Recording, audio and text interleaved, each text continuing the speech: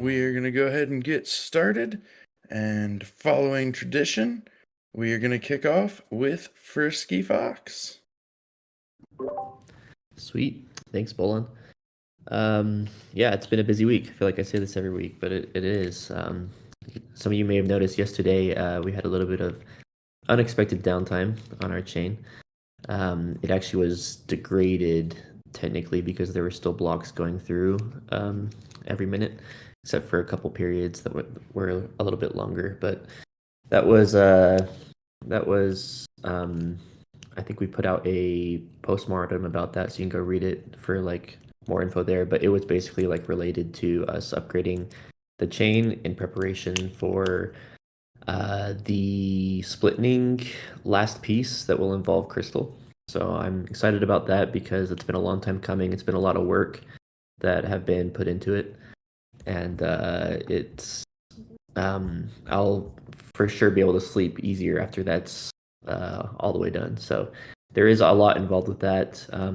For those who don't know, the process involves basically upgrading the, or not upgrading, but well, it's a chain upgrade is what they're calling it. So we were sort of working in tandem with Ava Labs on this to pioneer a new chain upgrade, or state upgrade is actually what they're calling it, for the subnets. And it's been a lot of work on both sides, and I'm really excited that we're so close to it. So stay tuned for that. The plan for that is to launch the interface for that next Wednesday. And that will be in time for the unlocking and the airdrop of the locked split crystals. And there will be some new interfaces. I shared some of that last week in the AMA here. If you guys recall, there were some changes to the jeweler. The approach we're taking actually is able to not only facilitate that, but also fix some of the pain points we've seen with unlocking, and with transferring locked things as well. So the jeweler, after the upgrade, will be able to transfer locked tokens only and not unlocked ones. So it's kind of splitting those out from each other. And to prevent any kind of like griefing, you have to first approve the sender of those locked tokens. So it's more secure, it'll be more like user friendly, and I'm just excited to have it be so close to being done. So yesterday, actually, I guess Magnus is going to talk more about this, so maybe I won't spend too much more time on that. But I'm stoked about that, and you'll hear more about that from him. Let's see. Other than that, I mean, that's been most of what I've been involved with this week. There's been some interesting things on the analytics side too. Burr has added a few new events that we're tracking for Duels Season 3 and some other contracts that added some new events to it. And that's been also provided to our community analyst that we're currently working with. And he's started to work on that, and I've seen some interesting things. So I'm stoked to see what will come of that more, and it's going to be great. I guess with that, I'll pass the mic back and just say that, happy to be here and happy to see what questions we have here in the AMA. Thank you. Thank you. Let's flip over to Dreamer.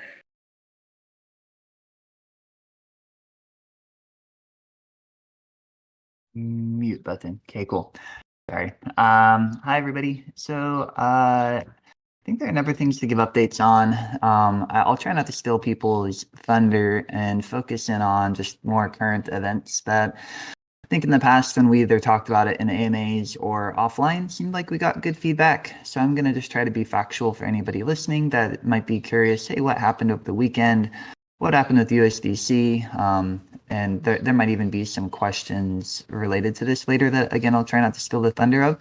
But just to recap kind of what happened with the bank in question, if that is okay to talk about. Silicon Valley Bank actually failed. This is a pretty significant event, not only for like crypto and anybody involved in the Web3 space, but for the US, for tech stocks, for traditional banking, and for regulators as well. So mid last week, there started to be concerns about this bank's ability to, I guess, be solvent relative to potential deposits that might be requested to be withdrawn. And if people are aware of kind of what happened, there was a big sell-off of stocks that was followed by a large request for people to get their money out of the bank, and ultimately caused issues with like solvency of the bank. One of those customers was Circle, and Circle is the company that really is over all anything related to issuing and minting and managing USDC, and ensuring that there is a strong peg and that there is backing from fiat currency, which is a really unique characteristic of that stable relative to maybe others that have been set up in a different way, algorithmic or other, that maybe haven't weathered such storms very well. We see this event actually as a positive for USDC and how it was managed and what we learned, and can only hope for things to progress in how they continue to manage their funds. But essentially, the bank itself, if we think about what happened, they're focused on startups in Silicon Valley. Over time, when other banks wouldn't offer banking services to some of these startups, Silicon Valley Bank did. And as a result, they had a lot of folks that were maybe raising money at a time when interest rates were really cheap. And as interest rates came up, it became a lot more expensive for all of these potential clients to run their operations. And as they started to run out of money, essentially, and pulling money out of the bank itself, you could observe or argue that kind of mismanaged the assets to a point of the returns of deposits not being high enough to make up for the incremental needs of deposits being withdrawn. Now, it's really hard to say what would have been a better, combination of assets and investments for the bank in these really unique circumstances. So it's hard to see what the right path was. But I think generally when interest rates rise, and we saw events as we've seen in the last decade, it's hard to know what would be better. Oftentimes real estate and real estate linked securities or what you go to with rising rates. But I think majority of their portfolio was fixed income, locked in at very low rates. So when rates rise, making newly issued debt much more attractive to investors, the debt that you own that's paying a lesser amount is worth less, right? So all of this kind of came together and resulted in the FDIC coming in to take control of the remaining deposits and to start a plan for people to essentially get their money back safely and avoid a complete run on the bank where some people will get their money out first, quote unquote, win, and others that aren't so lucky completely lose.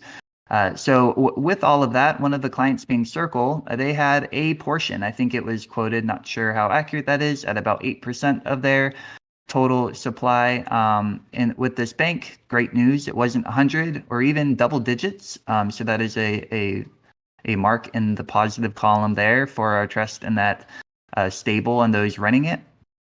So over the weekend, our team was monitoring all of this, and we did see a DPEG greater than 10%, but not quite as bad as what we saw with UST. Also with UST and other examples that might have resulted in like treasury decisions.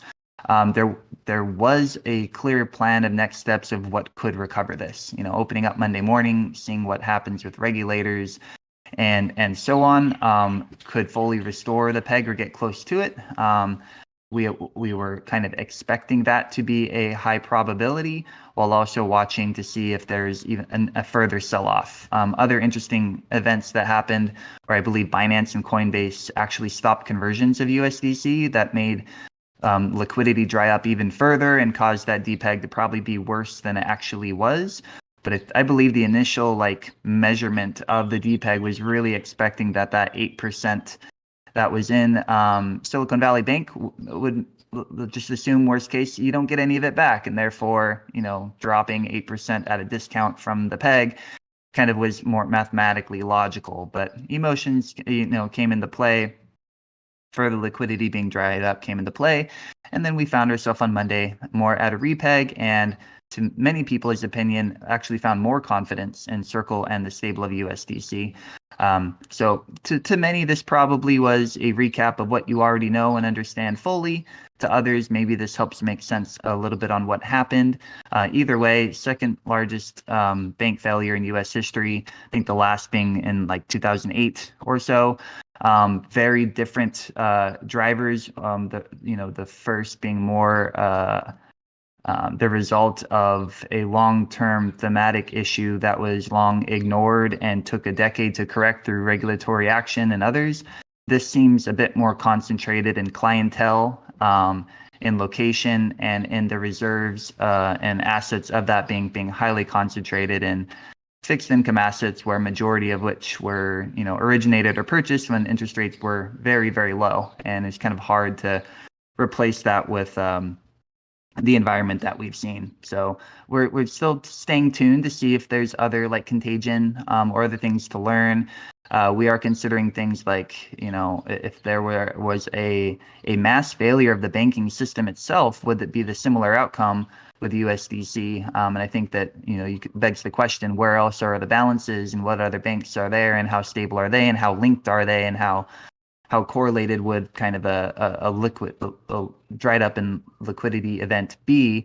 And are other stables also important to hold either within the game or elsewhere? So we're thinking about all these. We monitored it, want to be transparent about the event, wanted to share some of the details that we learned for those that may be less familiar. And then if there are follow-on questions, happy to take them. But not great to have these events continue to happen, but it was interesting to see one not originating from like bad boy behavior in Web3 with a lot of frustrating people getting affected.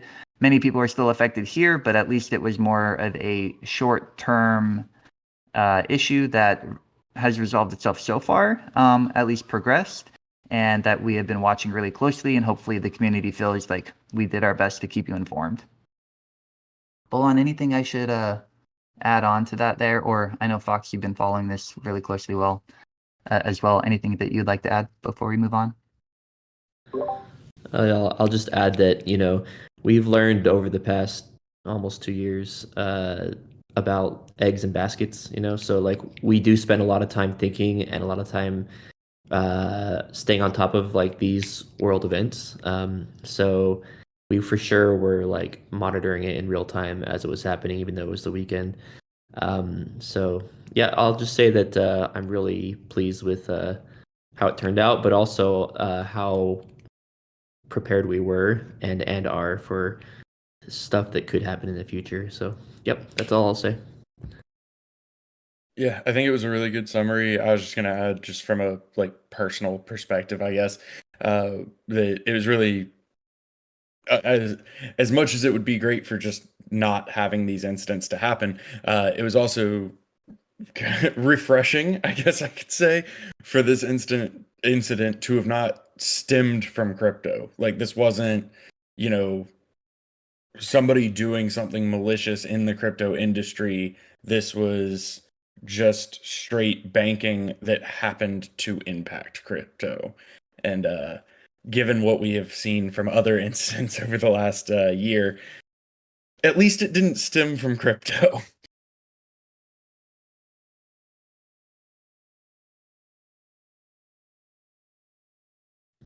Awkward silence. But yes, no, that is true. Yeah, I wasn't sure. Dreamer, did you have more to add, or was that actually your wrap up and I didn't pick up on it? Oh yeah, I got to work on how we wrap it up. I saw somebody dropped something in the AMA questions to wrap it up, so I guess I just wrapped it up. No, but yeah, I just I wanted to make sure that we didn't like gloss over it. It was a big event. We spent a lot of time managing through it, and there might be some takeaways where we adjust things. There might be no adjustment, but at least more awareness. Yeah, so more to come. Awesome. Appreciate it, Dreamer. So real quick, as we go into updates, I actually have a quick update that I wanted to give, which is if you have not already seen it, there is a poll on the DFK Twitter account currently for if people would be interested in an extremely pre-alpha look and feel of some combat as a way to kind of engage with it, give us some data feedback. So if you have not seen that poll and voted in it, please go check that out. It closes in, I want to say like 50 minutes. So if you haven't already seen that and voted in it, make sure you go do that.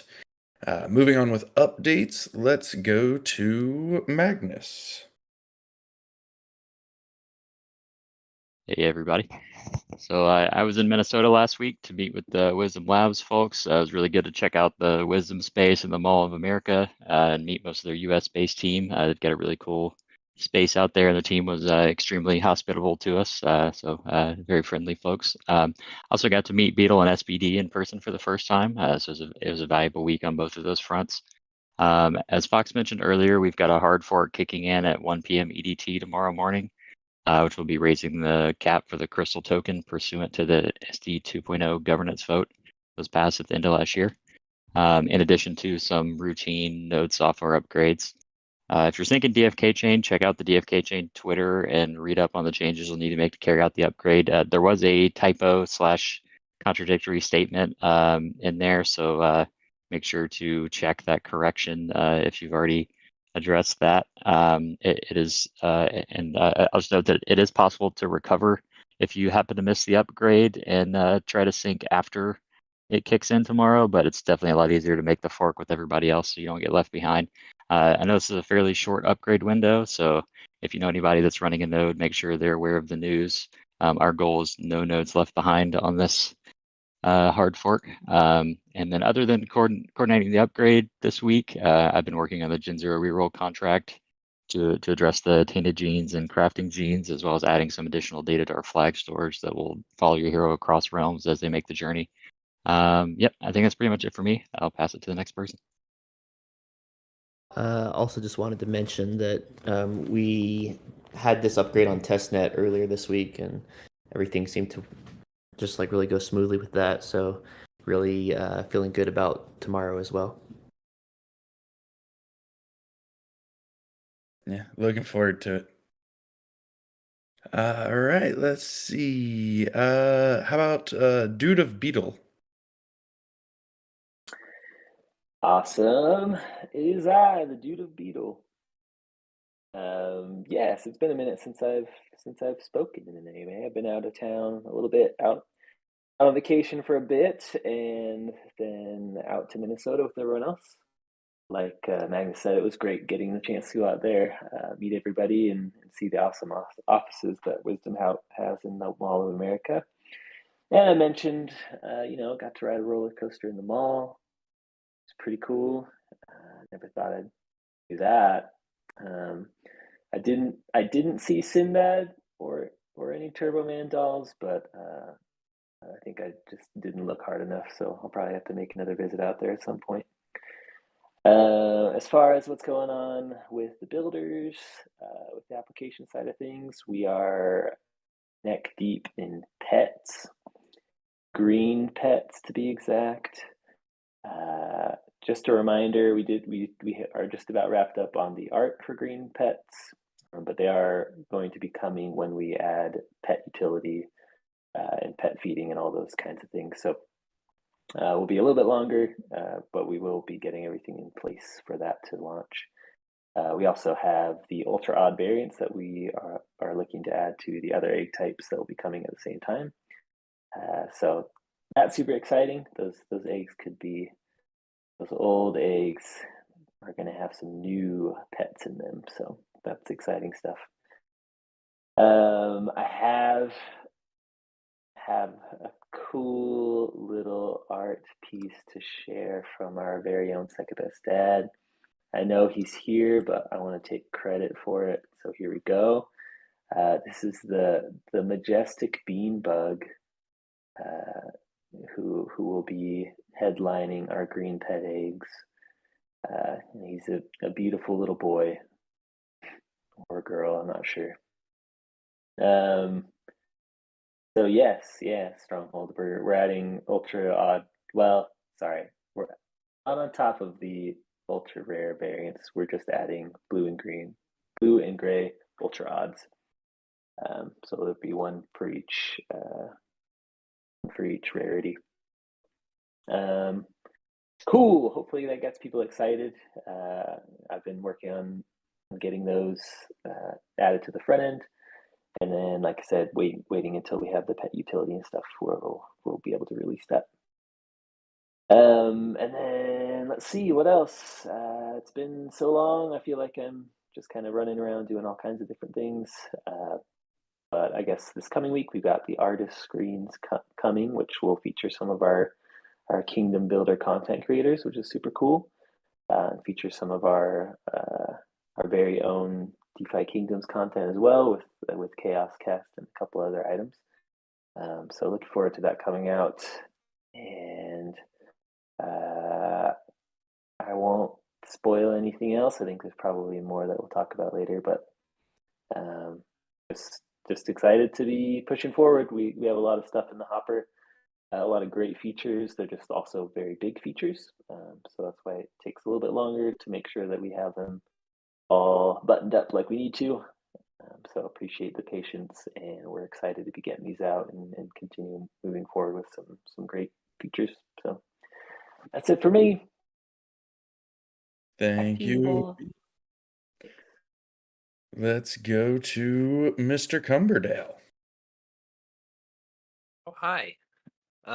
So yes, I was also out last week in Minnesota. Probably will sound like a broken record, saying the same things. It was also, for me, very nice to meet everyone in person, those that I hadn't met. We did also meet a few of the community members there, a couple for the first time for me, Crypto Grady and Raph, and also Ogre for the second time. I got to meet him as well, so it's great to see you guys if you're listening. And we had a nice meal with them, and were able to chat and kind of get to know each other better and everything. And I thought that was a great experience, and excited for future events where we might be able to do that again. The other thing I wanted to mention, I guess, so I think Beetle kind of mentioned, we do have the green eggs and pets. We have Hero rerolling for their crafting genes, and the tainted genes also coming up very soon. So those are things you can be looking forward to. There was one change that we actually should have announced a couple weeks back, but it just kind of got lost in the storm of all the different things we were working on. But the tokenomics committee actually did vote to make a change to the way that the gardening rewards are annealing. For those that are not aware, the gardening rewards have been on a gradual track down from a promotional reward rate down to what the design rate was. And it was kind of resulting in like the multiplier of the rewards reducing by about like 3.8 times, from like starting at 50 going down to 1 every 2 weeks. But with the last few steps in that, even though it's a linear progression down on the multiplier, that actually isn't felt linearly in as far as your rewards go as you get closer to the end. Like when you go from 12 down to 8 times multiplier, that's like a 33% reduction.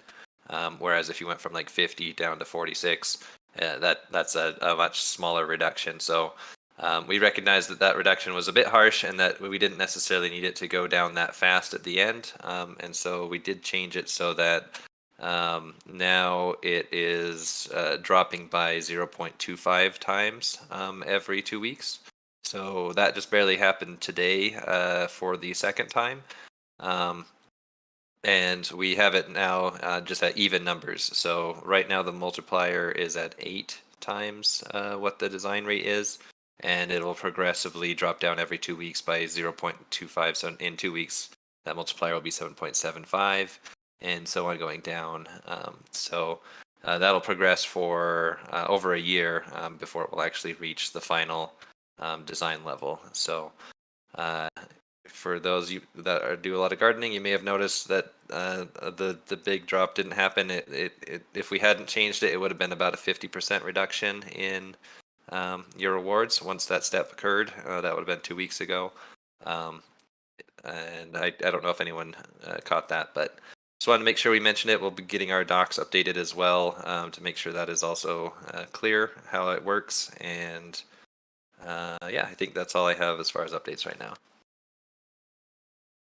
And just to recap for the mathematically challenged, such as myself, when we put gardening out, we put the rewards on a multiplier. That multiplier has been reducing. We have now extended the time that it will take for that multiplier to reduce all the way. So gardening rewards stayed higher than they otherwise would have and will decrease slower. Is that correct, Hubert? Yes. Thank you for summarizing my very long explanation. No, your explanation was good and more correct than mine, but just the simplified version. I'm here for Cliff Notes. Awesome. So let's dive into some questions. So there's a couple that I'm going to knock out real quick. One of them is around the dual tournament that we had that ended last week. Yes, last week. Time doesn't exist. Basically around like the planning of it and the selection of it. I've answered this individually to a couple people, but just to answer it as a blanket statement. So we ran this first tournament as an invitational.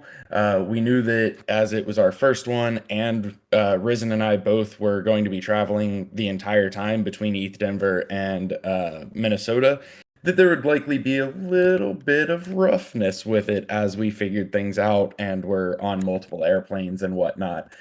So we did this one as an invitational, primarily focusing on people that we've worked with in different ways in the past who would be able to kind of handle the disruption and help us figure it out on this first one. There will be many more tournaments to come. They will not all be invitationals. Some of them will be open signups. There's a lot in the works on that front. So if you were not a part of this tournament, but you wanted to be, don't worry, there will be many more coming your way. But that's essentially, that was kind of our outlook for this one, was who can we use as our testing group. And huge shout out to everyone who participated in this first tournament with us. Thank you for your patience. Thank you for helping us figure it out and make it work. It was a lot of fun. Shout out and congratulations to Three Wolves for winning it. That was awesome. If you have not seen it, we did live stream both the semifinals and finals, so they are available on YouTube if you would like to watch them. So thank you for that. All right. Next question. Can we have a community vote on opening up PvP testing to the DFK community as soon as feasibly possible? Yeah, it's on Twitter right now. I referenced it earlier. But yeah, definitely vote in that poll if you have not already. That's kind of what that poll is around, is how early do you guys want it? How accepting of a more flawed system are you willing to be to get it a little earlier? Hubert, Beetle, anybody else, anything you want to add to that?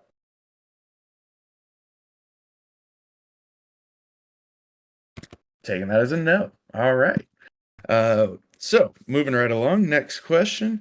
The idea of a consolidated tavern. So right now we have obviously our tavern in Crystal Vale, our tavern in Serendale. The idea being to have a tavern that actually shows all of the listings, and then either a contract that can route that purchase to the proper chain, or just a front end indicator of, hey, if you want to buy this hero, you need to switch chains to purchase it. But being able to see all heroes for sale across all chains in one place.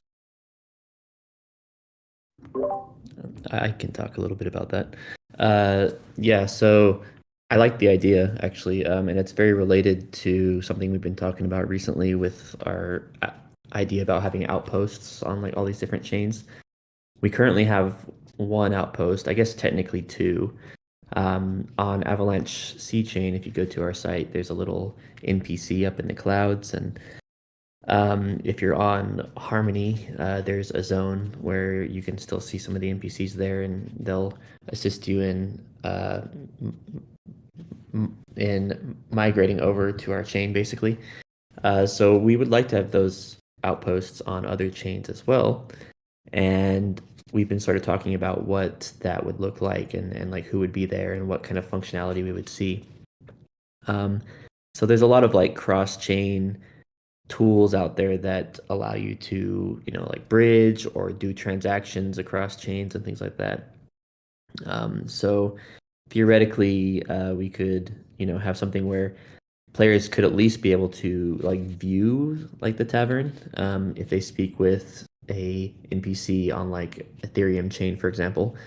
The API would, it's already set up such that you can basically query any of the heroes on any chain that we're on and show them. So what could that look like for the front end? We were kind of brainstorming like having a tag on the heroes that would show which chain they're on or something.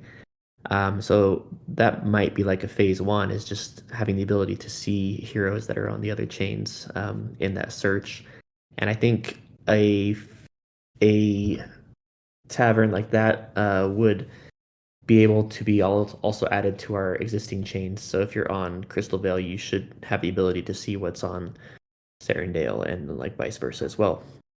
For the phase two, it might be something where you'd actually be able to submit transactions from one chain and actually be able to buy those heroes on that other chain and hold them there in like a special wallet or something like that. So there's a few things we're looking at, and there's a few partners we've spoken with that could help us to create that sort of flow, because the end goal there is, of course, to have a presence on all these chains and have the ability for like users to come and to see our game, and perhaps they aren't really used to Clayton or our chain, and they're on like Polygon or BNB or something like that.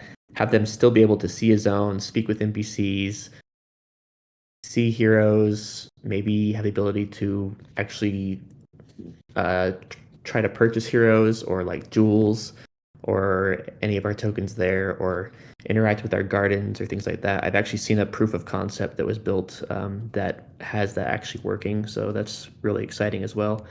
So that's sort of like the future for the outpost strategy. And this could be a good way to, have a good presence on these chains and to bring in more players and more users and like liquidity and all that type of stuff into our ecosystem. So Dreamer has also been someone who's really been thinking a lot about this. Anything you'd like to add there, Dreamer?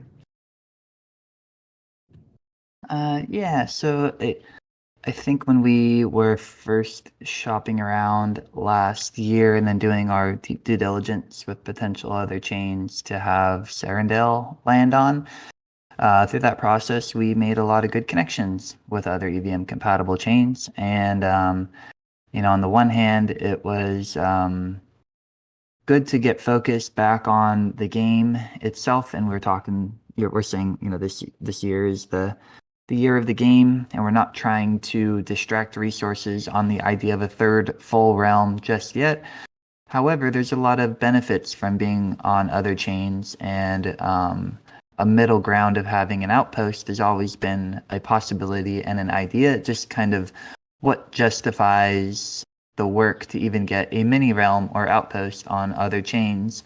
And this idea that was reflected in the question itself as well, it could be a really good way to advertise your NFTs without, removing them from the game and listing them on OpenSea or something else and bridging them away where they can't be used. There are also other features that either are out now or will be out that we're working on that would be applicable to such a like mini realm or outpost. So once we finalize what that package looks like, we can go back to the conversations with some of these other chains and say, hey, is this of interest to you? If so, we're going to have to work with Synapse on maybe some bridging. We're going to have to, take some of our resources on deploying. Can we think about either projects or games that might want to have some high-level overlap? Can we think about maybe build incentives to help us be able to launch this mini realm. And then let's say that was successful. That not only would be a good way to expand partnerships and presence, but it could be a good user acquisition tool, one to have the like market ability of our NFTs and other chains. And then for other, there's one that I'm hinting to. I don't know, Fox, how much we've talked about it, so I'm not talking about it in specifics, but other features that could be applicable here that may bring in users and be an additional like springboard into DFK. So really excited about the possibility if we did go this route, and when we do go that route, I think it would be one where we try to utilize all assets we already have and not necessarily get too carried away with like creating a really fancy mini realm or outpost for each. It'll likely be something where we either create something new or use what's on C chain and just try to get the biggest ROI out of everything we have. If we then fast forward a year or two and we say, many features of the game is out, our two realms are functioning very well, our outposts are going really well. Let's talk about a third realm.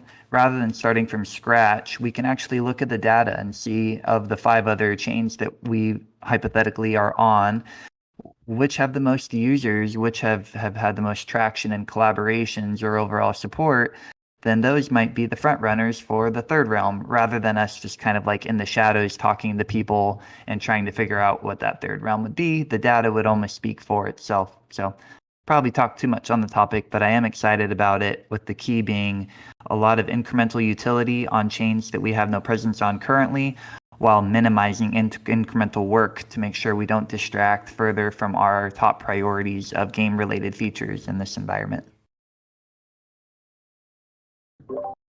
Yep. So it's all just like steps in the end goal of, having a very seamless cross-chain aspect to our app. Like we've always wanted to be multi-chain, but the key part is basically being able to tie those together in a very seamless way.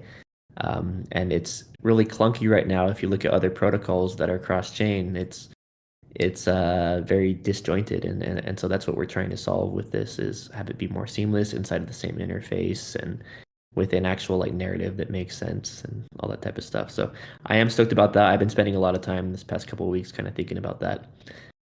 So you'll see more of that soon. And of course, a lot of those things that we build out with the outposts will happen first on our chains. So you'll see those things first there, but it'll be towards that end goal. Awesome. Thank you, gentlemen. Let's see. So, question for Fox. This user would like to know why you are neglecting your hero 294,092. The poor guy has been sitting at 2K of 2K experience forever. Oh my god. 2000 what?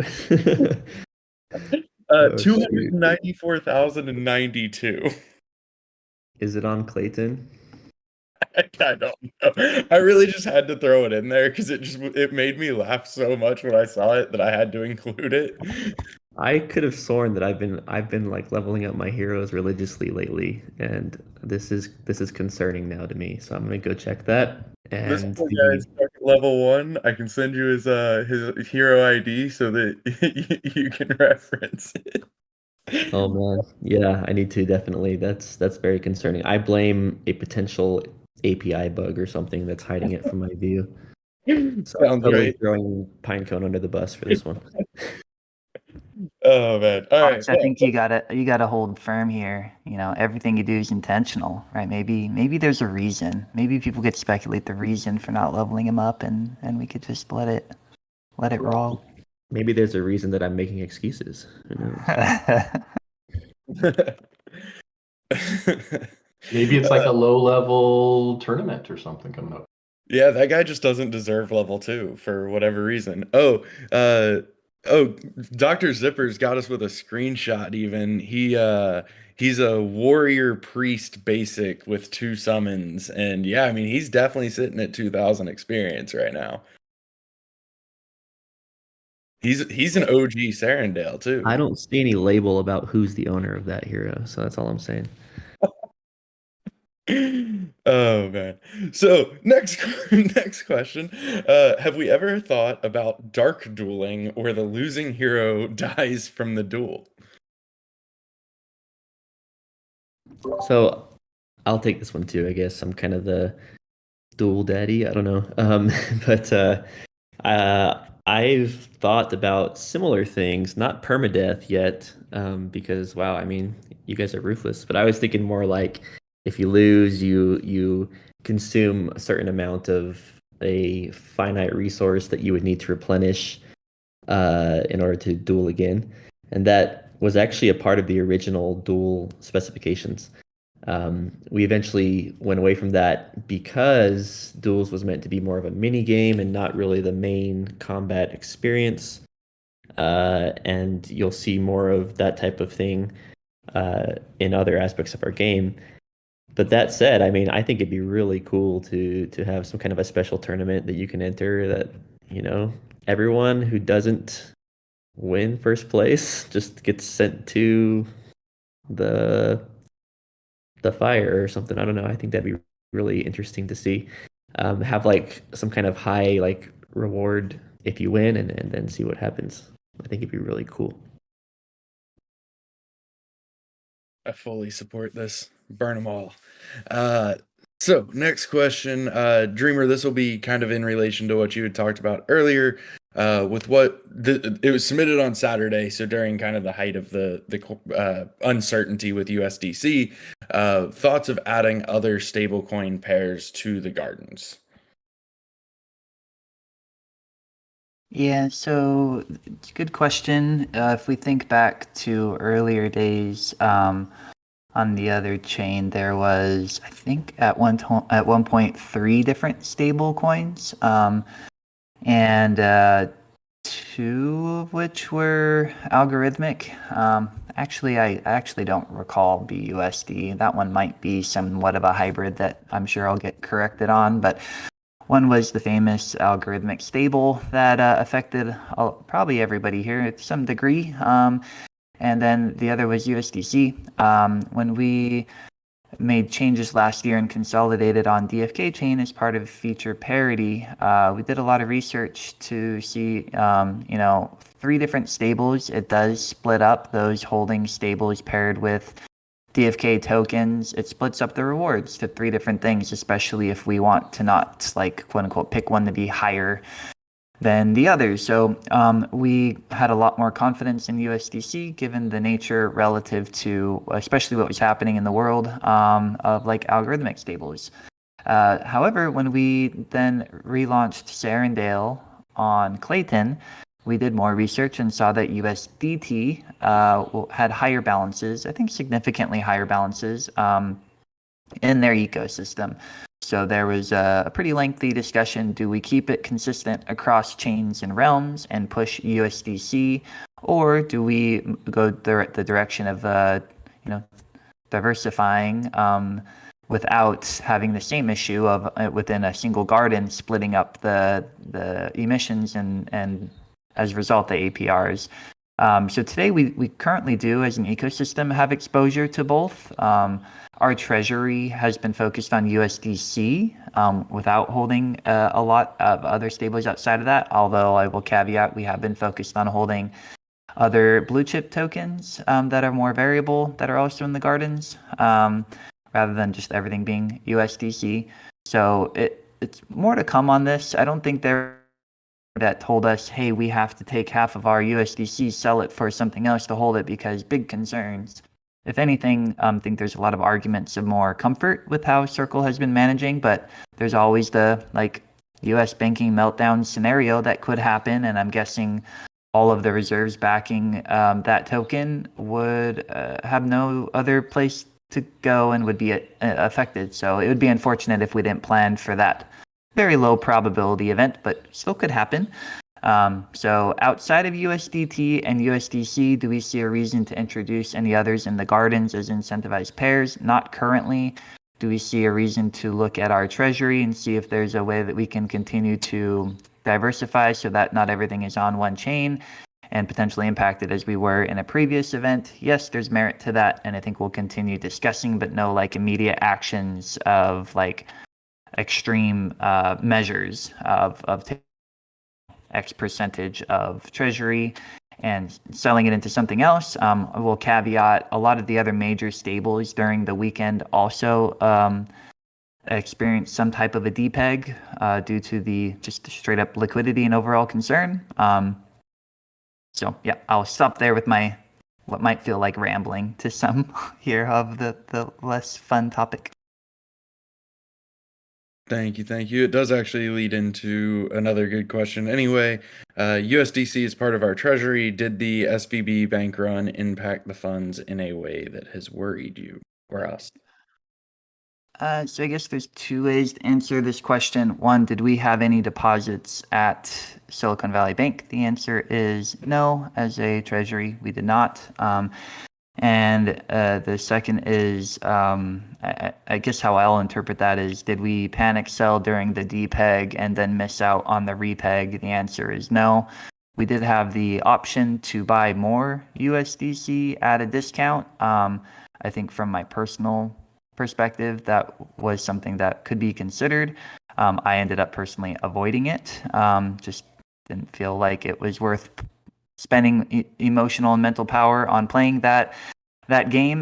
We also didn't do it with our treasury either. If we would have sold on the weekend and then bought back on the way back up, we definitely would have lost. It seemed like a higher probability of a repeg than a UST situation, and therefore avoided the possibility of getting whipsawed on the price action. So other than time and emotions, nothing monetarily impacted through the event.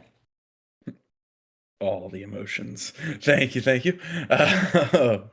All right, next question is, when PvP launches and the balancing starts, will there be patch notes detailing each change at every update? I guess I'll take this one. Yes, that is our plan. We'll try to be as meticulous as possible in all the details because, I know that's with balancing changes and things when it's for combat and such a big feature like that, it's really important for our users to understand how things have changed and be able to like change their strategies to account for that. So yes, we'll be trying to release as good of release notes as we can. Thank you, thank you. Any designs on having a multiple complete ritual for leveling up? So that is something that I've been wanting to do, but it is also just a question of our resources. It will take a little bit of effort to do that, and we have been trying to stay focused on the current things we're working on, just because they're really big. But we'll see if we can find a place where we can squeeze something like that in. It's just really a question of resources, but it shouldn't be too heavy of a lift to get it in there, I don't think. Awesome. Yep, always about the balance of time and resources. Time is resource. All right, let's see. So, next question. We've noticed an uptick in interviews and AMAs. What other guerrilla marketing is in the works that you can share?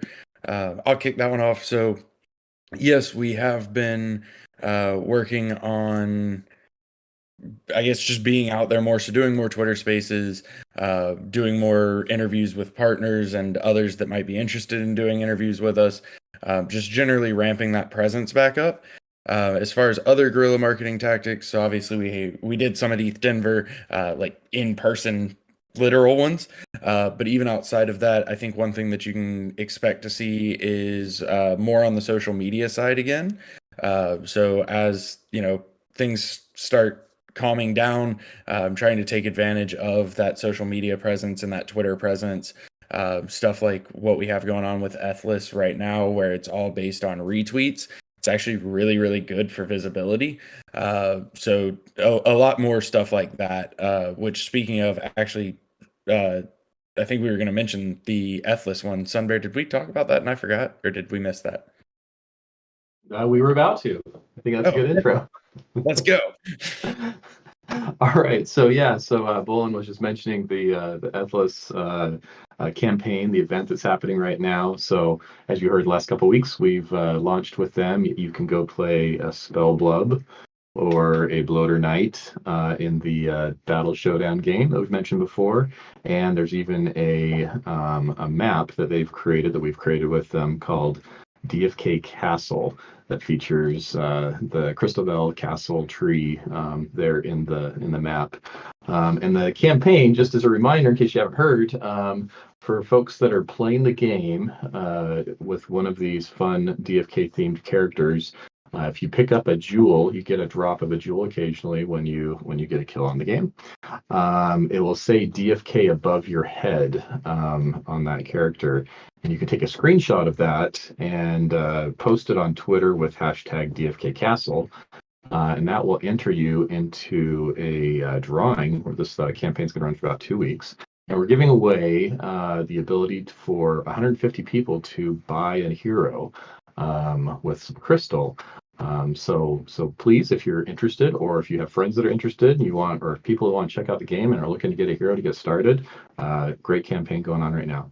I'll also mention real quick while I'm on Bolon, we've got an upcoming AMA with Block Pit, who we've recently partnered with to help with our tax reporting.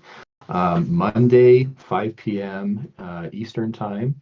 We'll be getting on there and picking their brains about how to use their service, ways that they're improving it over the next couple of weeks, and any other helpful or nifty information they can help us with in that process. So I just wanted to mention those.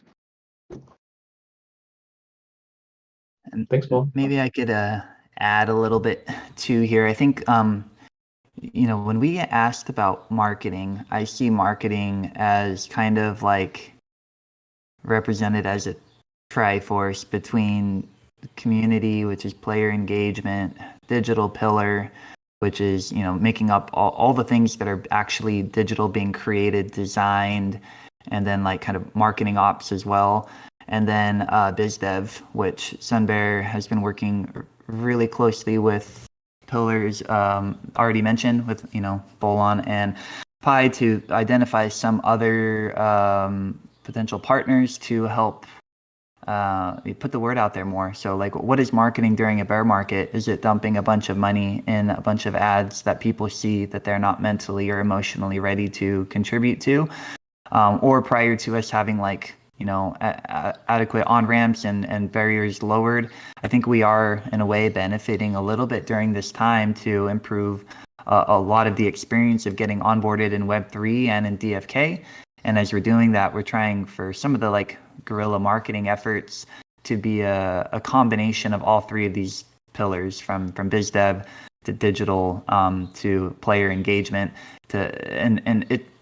We are open to others coming and contributing to it as well. A few others that we'll mention are Hyperplay at ETH Denver. They did elevate us pretty significantly. I think we did some interviews. We were included on their tweets. That was a result of being added on the launcher as like a partnership. But it is also a way of marketing and working with digital guys to get them all the assets they need, and working with a player engagement to mention them and show up at the event and collaborate in that way. The Atlas collaboration, I think, is awesome. That also crossed over into our art resources a little bit. And Second Best Ad thinking of some really fun ways for some interoperability with another game that I think is a great game and really fun. And then how we're executing on the marketing side and rewarding it to hopefully result in people coming into DFK as well. It's all a learning effort to see how we can do this better over time with other games, with other platforms, and whatever market we're in. But that, what is DFK marketing ? Is really almost everybody on the team now is contributing in one way or another, rather than like a dedicated human with a large, hefty budget in this market to be like flying money at maybe traditional marketing. So I'm really proud of what we're doing with the resources we have. I'm really grateful for our partners that are contributing to it. We mentioned a few here today. There's many in the past and hopefully more to come in the future, because we definitely need all of these people to quote unquote make it and grow and get the word out, but also get feedback so we can continue building an awesome game.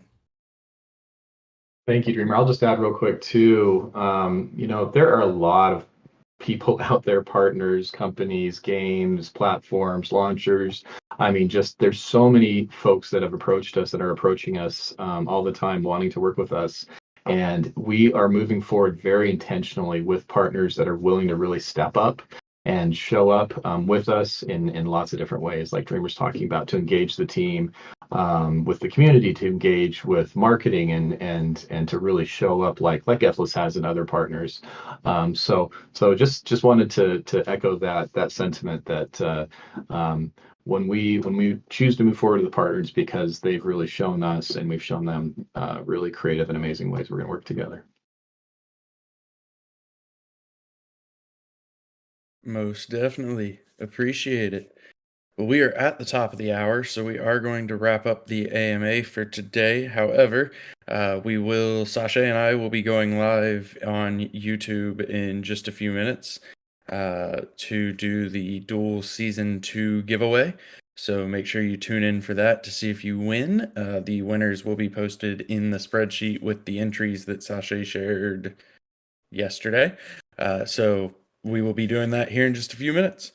So I just wanted to add, as always, thank you everybody for being here. Also, my new disclaimer, now that I don't have a potential fake token to worry about, is going to be don't ape into obviously broken mechanics. As PvP starts coming out, there will be constant balancing, and if you spend a bunch of money on something that's clearly broken, it's going to get fixed. So just don't. But aside from that, any final comments from anybody? And then we'll go to Dreamer and Fox to close it out.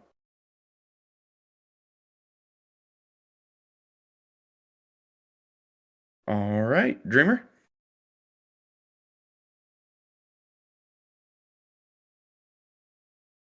Unmute button. Nice. Cool. Yeah, I know that I talked a lot today, so I'm gonna rely on Fox here for majority of our closing comments. But I'm happy to have everybody quote unquote back. We don't work in an office where we're high-fiving in person all day, but there's constant collaboration going on between all of our time zones and where we all live. And we love getting out there and having folks travel and working on things kind of you know in the hands of real people. ETH Denver was awesome. I personally liked meeting a lot of people in the community again. It's almost like a reunion every time. Looking across the room and you see Ogre talking to 8 people with a big smile on. You run over and seeing Grady and many others flew as well. It was really good to see a lot of familiar faces that are working so hard in this market. And all the new partnerships and things that we've had. It's exciting to see our guys come back from meeting with Wisdom and had some recaps on how that went and the strategy there. That's a really important collaboration to us, given the focus on the game and everything that combat will feed into.